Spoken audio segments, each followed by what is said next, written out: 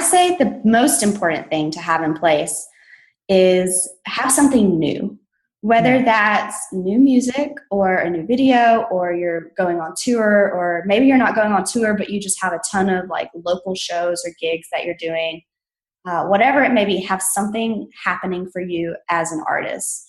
The worst thing is when an artist comes to me and they say, I want publicity, I want to do PR. And I ask them, I'm like, okay, well, like, what are you doing? Are you playing shows? Do you have new music? And they're like, no, I just make music, but that's it.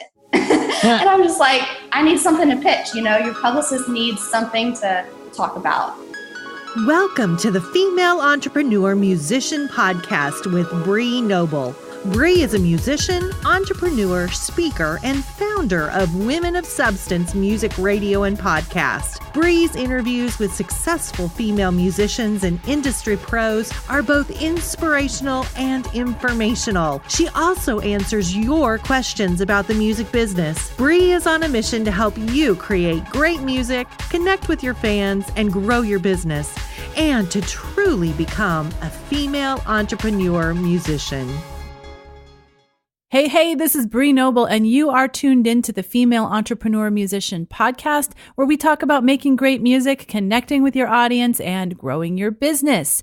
This episode of the podcast is brought to you by my free Musician's Profit Path Masterclass, the 5-stage blueprint for creating massive growth in your fan base and sustainable income for your music career. If you feel overwhelmed by everything you think you need to do for your music career, or you've watched other musicians and tried to do what they're doing, but it hasn't worked for you, well, don't worry. That's why I created the 5 stages of music career growth. So you can figure out where you're at right now, learn exactly what you should be focusing on and what you shouldn't be focusing on so you don't waste time and money. I also give you benchmarks to reach in several key areas like live performing, fan base growth, social media, recording, and more. So join me for my free masterclass, The Musician's Profit Path, over at musiciansprofitpath.com. Free classes are running every day, so go register at musiciansprofitpath.com. Today, we are talking all things promotion and PR with Dawn Jones of Pressed PR. I try to bring on a PR agent several times per year just to get different perspectives on the best way to do PR, how to choose a PR agent when you're ready for one, or if you should be trying to do these things yourself and how you can do them.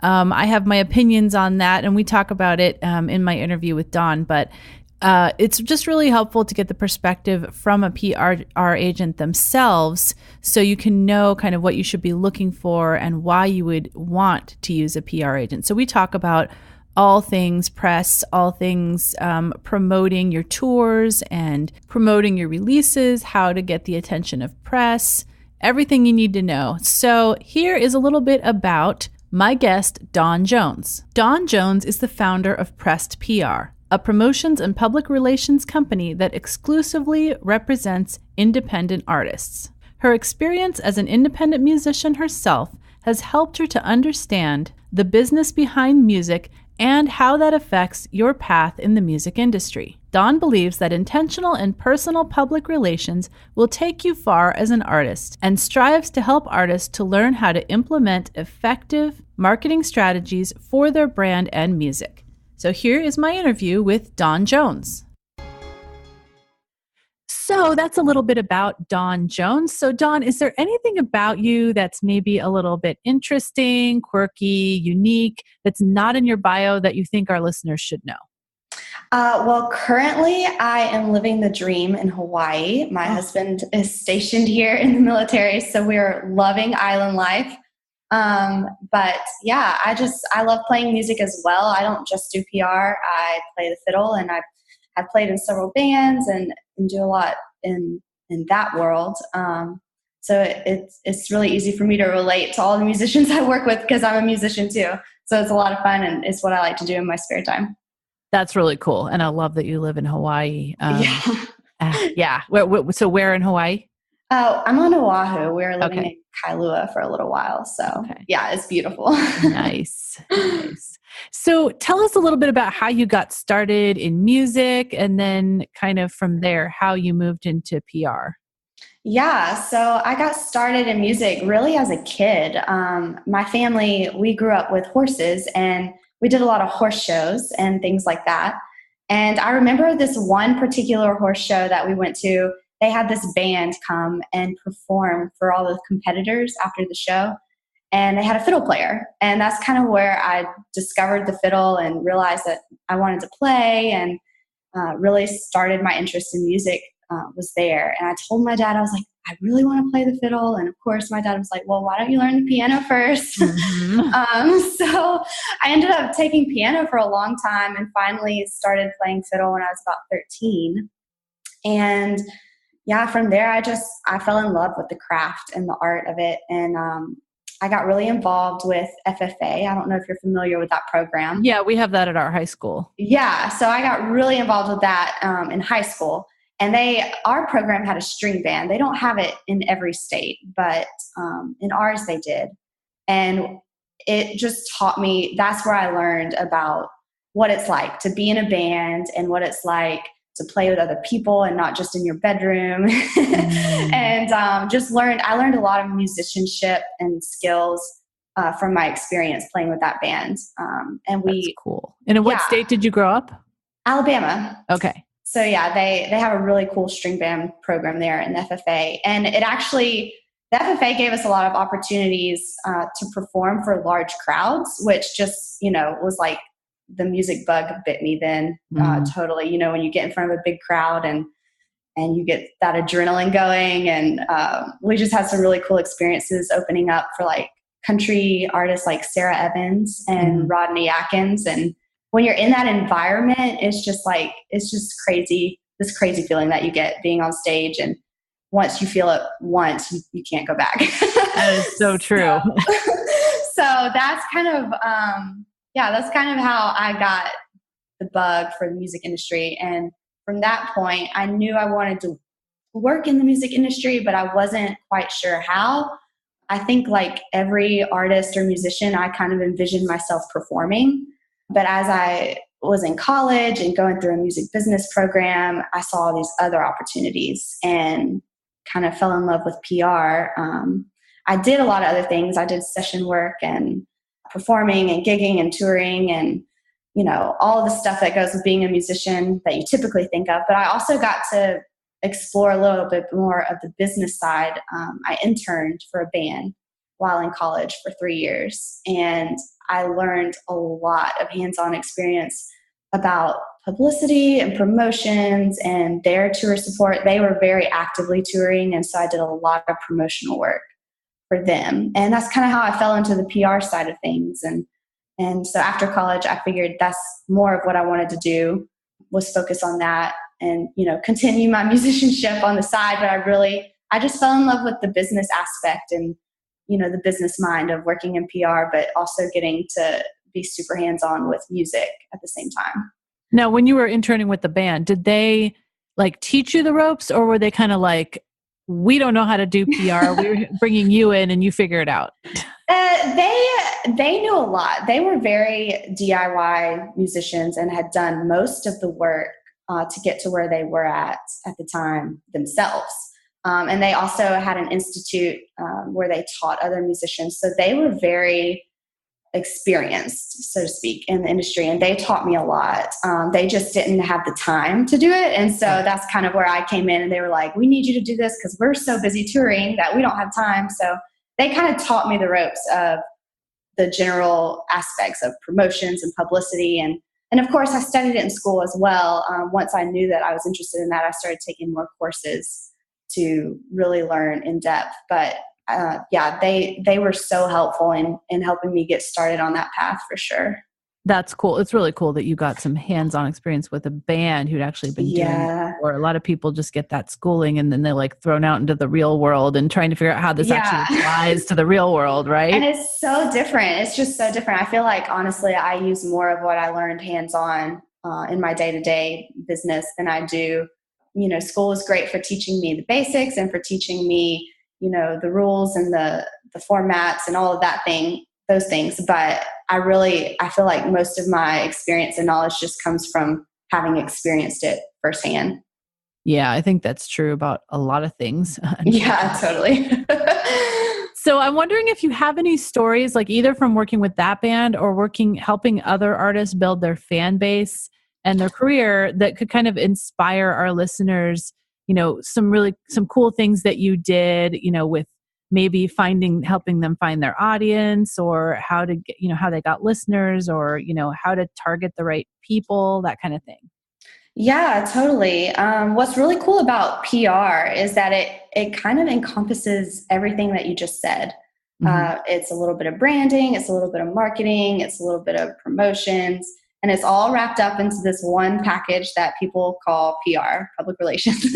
But yeah, the biggest thing that I like to share with artists and people that are, maybe interested in PR but aren't quite sure, is that you should definitely know that it's a marathon. It's not a sprint. A lot of people come to me and they expect, instant fame.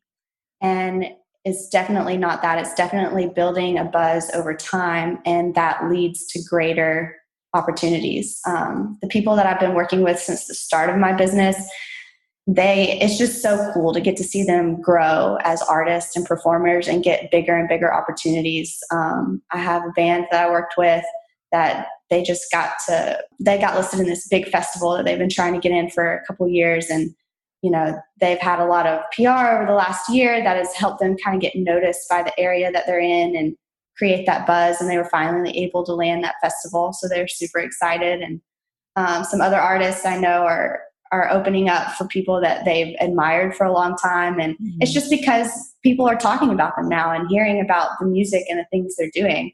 So, I mean, it helps. It definitely helps. You just have to know that it's a marathon and it might take a while. These artists have been working on this for, at least a year or two, just with constant PR and pitching and talking to publications and, creating that buzz.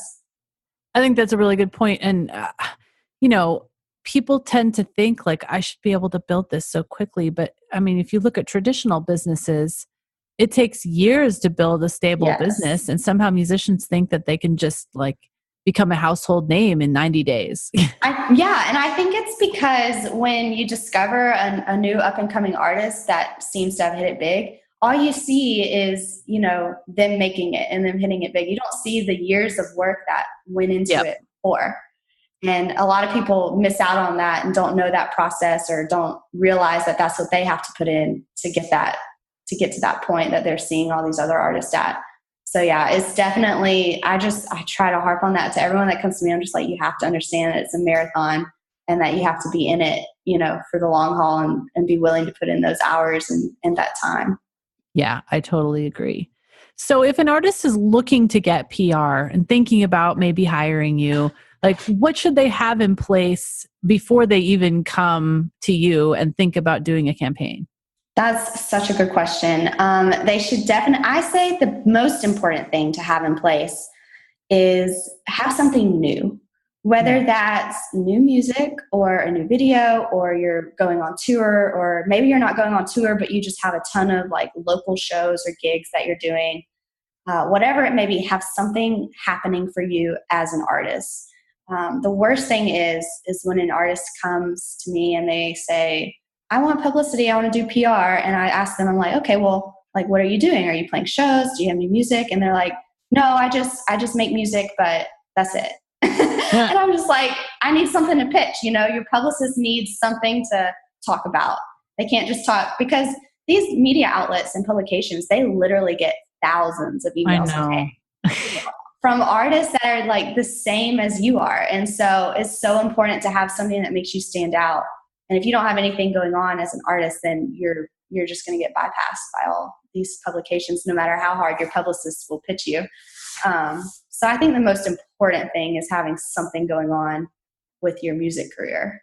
And I mean, maybe even if you don't have something new, maybe you come up with a new angle. Do you help them try to come up with kind of angles that they can approach you with? Oh yeah, totally. Yeah, for sure.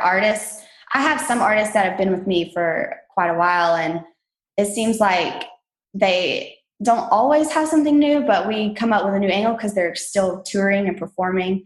But after a while, people get tired of saying, oh, hey, so-and-so is coming through your town. You have to have something different. So I come up with I come up with angles about their career as a musician. I have one client right now that she performs for two audiences. She performs for children and adults, and it's two completely separate shows. And she's just really built her business as a musician, and we're playing with different angles for her right now. So like things like that happen, and you come up with new ways to pitch them and new ideas that might appeal to publications and outlets that are even outside of music, like entrepreneur type publications, or like local inspirational publications that talk about local people that are inspiring or built their business or whatever that may be.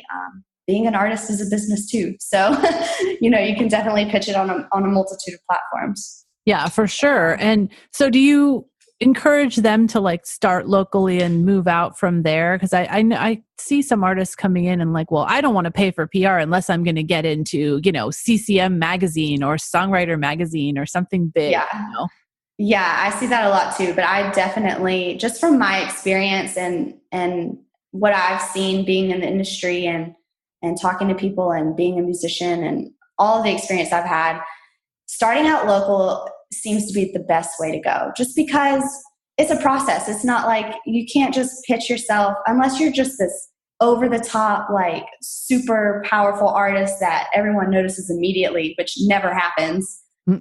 You have to build the step ladder as you go. Yep. You can't expect to jump to the top and be in all these top publications if you don't have anything to back it up with.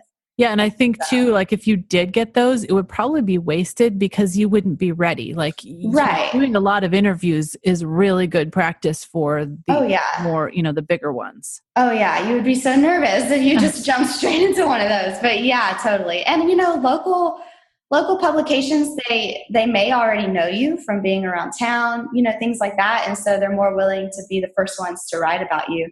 It's really hard to get someone to write about an artist if nobody else has written about them or has shown interest in them.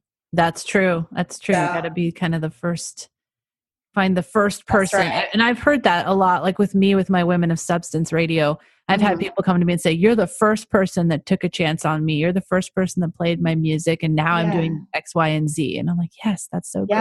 Yeah. You have to find that first person because a lot of people won't take the chance. So you have to, I think starting local just, increases the odds of finding that first person that's willing to take a chance just because, you're local and they want to talk about what's local too. So yeah, very true.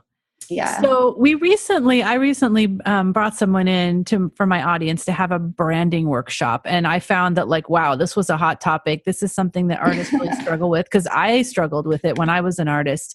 So I wanted to ask you, since you have experience with branding, when helping them artists solidify their brand, what are kind of the first steps that you start with to figure out how they should be branding themselves?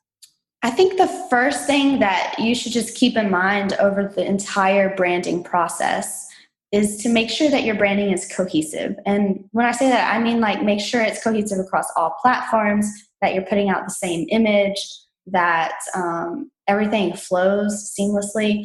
Because the worst thing that I see is when I go to research an artist or something and I see one social media platform they have, and then I go to the next one to check it out, or I go to their website and it's completely different. It's completely different vibe. It's completely different styling. And then it makes me question, who is this artist really? Are they the person I saw on Instagram, or are they the person I saw on their website? So I think cohesiveness is super important thing to consider when you're talking about branding. Yeah, for sure. I totally agree with that. But how do you even come up with that first idea of what is my cohesive brand going to be? That's a hard one. That's a super hard one. I've worked with some new artists that are literally just getting started. They've been recording music in their basement and they're like, I want to be an artist. How do I do that? And the first thing that I do with them is I sit down and I just chat with them for, 30 minutes to an hour and get a really good understanding of who they are as a person, what their personality's like, what their music is like. Does that fit? Are they this person with a personality of someone that's, super vibrant and outgoing and, I don't know, just do they have one personality that fits a different type of music, or is their personality fit their music, if that makes sense? But I think if you're doing it yourself, the key is going to be finding your lane, finding what works for you, and just sticking with it. Being honest. I see a lot of artists that try to be someone that they're not. And I think that's the hardest thing to do. I think if you just be honest and you stick with the things that you like, then you'll find a group that likes that too, and fans that like the same things you do. So I think just being honest with all of that and incorporate. I totally agree. The authenticity is so important because people will see through you. Absolutely. Yeah, they definitely will. And that's almost, the worst thing that you could do for your brand is have people look at it and say that doesn't seem right, or that doesn't seem honest. Because people, that's what they want. That's why social media has grown to what it is because you have the opportunity to see people in their natural state. You have an opportunity to see their day-to-day lives, and you want that to be real. You don't want that to be a fake experience. Yep, for sure. But yeah. So another big question that I get all the time is, how do artists determine who their audience is, and how do they figure out how to find them? So I get a lot of people saying like, I don't know like my perfect demographic, or I don't know how to access my audience. Yeah, that's a tough one. I think a lot of people look to social media to access their audience or to find their demographics because you have those nice little statistics, waiting there for you. But I have found that social media can be a bit deceiving, just because you have the whole follow for follow culture and like for like, and you don't know who's actually a fan or who's just doing it for the numbers. And if you're really new, you don't have any numbers to even look at. Exactly. Yeah. I think the best way, honestly, is to look at the people that come to your shows. Look out at the audience and think to yourself, okay, what age group is most relevant at my shows? What age group am I singing to all the time? Is it mostly men? Is it mostly women? Is it a good mix? Look at things like that and engage. I think it's really cool when artists after the show go out and talk to their audience or mix and mingle and don't just barricade themselves in the green room. I think that's really cool. And I think it adds a lot of value to the artist because you're able to see what the audience liked, what they're into. You can learn about, where they came from or what brought them to you, like how they found out about you, and incorporate that into your next tour. Like if they came from out of town, maybe you go to that town in your next tour and build a whole new fan following. I think you can glean a lot of information from your audience if you're willing to engage in person. Oh, I totally agree. And I think we're always doing research. Oh, right? Absolutely. You have to be intentional about thinking about asking the right questions and that kind of thing. Yes, totally. And I love the idea of artists having newsletters. I know some artists are on the fence and some don't like it, but the band that I interned with for so long, they did a newsletter and they were able to learn a lot about their audience through that and grow their audience through that because, they'd go out and they'd talk to their audience and they'd learn from them and engage with them and build these relationships with them and then add them to their newsletter. And then they would incorporate like the town that those people came from into their next tour and send out a newsletter, and they would tell their friends and just build this whole kind of fan empire in these new towns just from talking to people and just from like including people in new things that were coming up and where they were going to play next. So I think a newsletter could be really helpful for new artists too, just to keep fans engaged. Yeah, absolutely. I totally agree with that. And I always recommend my artists start building their email list. Yeah.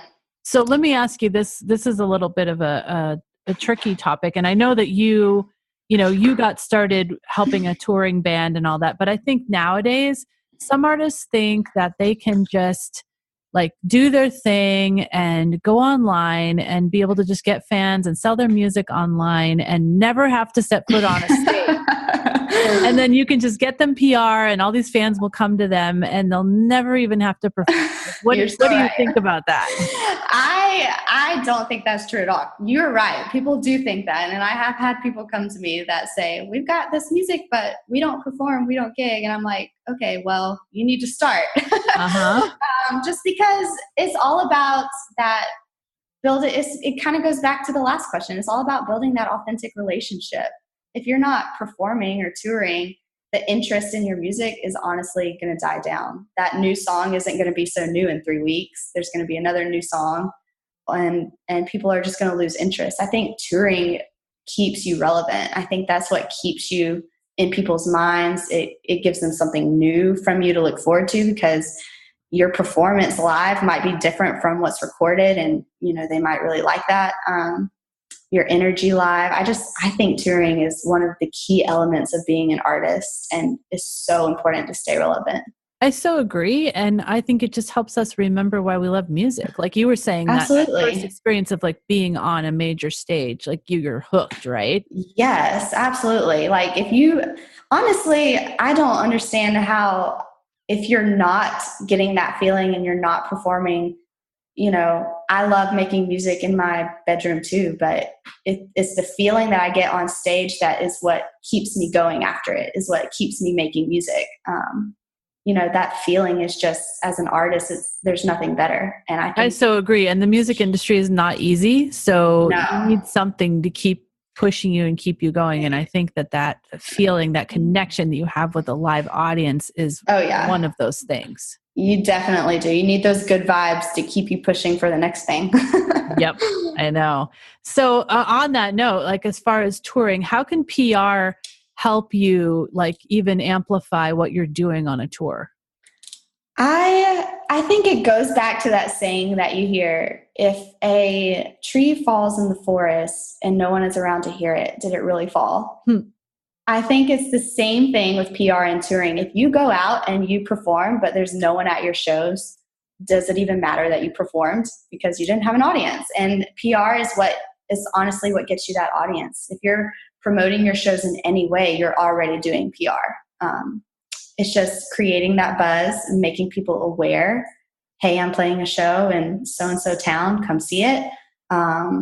It's creating that buzz. It's making fans aware. It's growing new fans. It's getting people interested. And if no one's there to see your show, then it's not a success.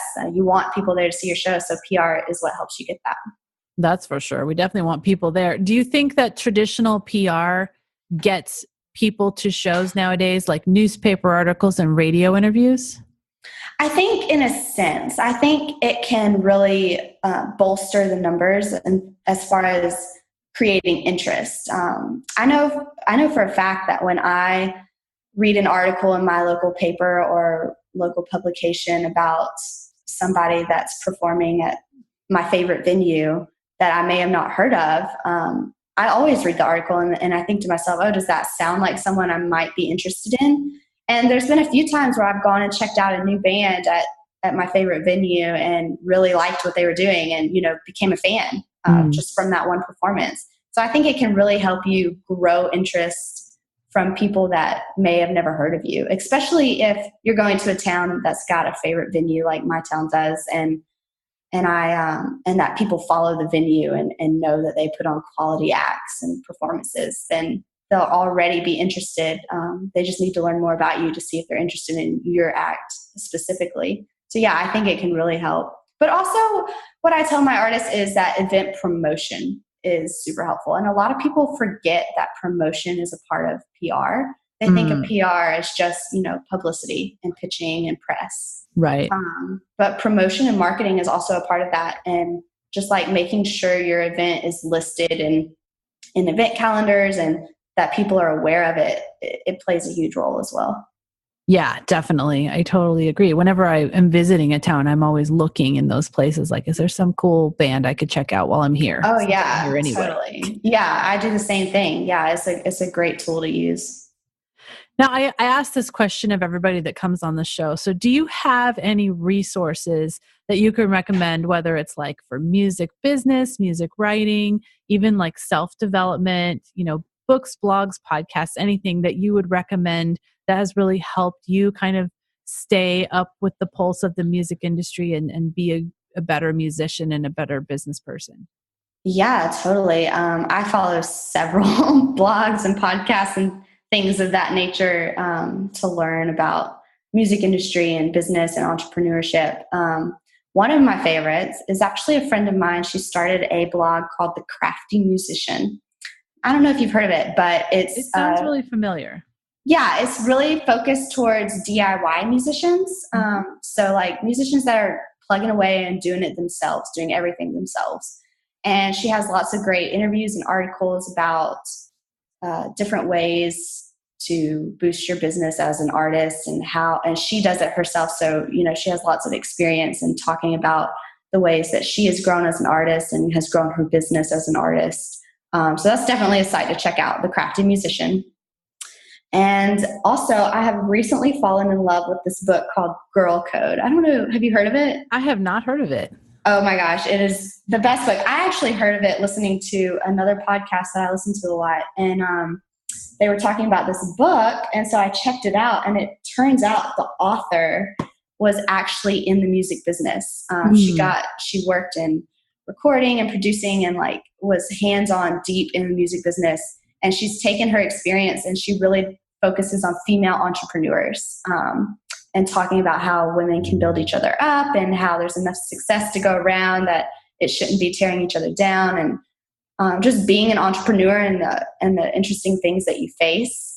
And it's really cool that she has a music background. So a lot of things really tie in to, being an artist as well. And I think it's a really cool book. It's called Girl Code. I got to check that out. That sounds like it's right up my alley for sure. Yeah, it's really great. She's got lots of great interviews in the book and lots of great tips. And I have just fallen in love with it.